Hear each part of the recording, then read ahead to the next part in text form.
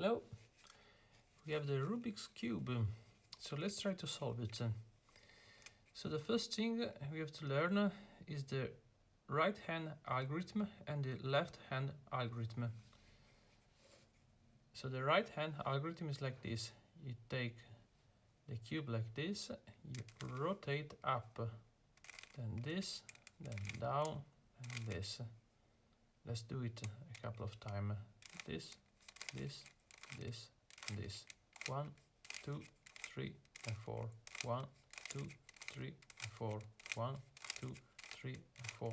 1, 2, 3, and 4. Now let's do it with the left hand. So like this, like this, like this, and like this.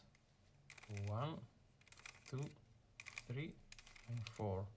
1, 2, 3, and 4. 1, 2, 3, and 4. 1, 2, 3, and 4. 1, 2, 3, and 4. 1, 2, 3, 4. 1, 2, 3, and 4.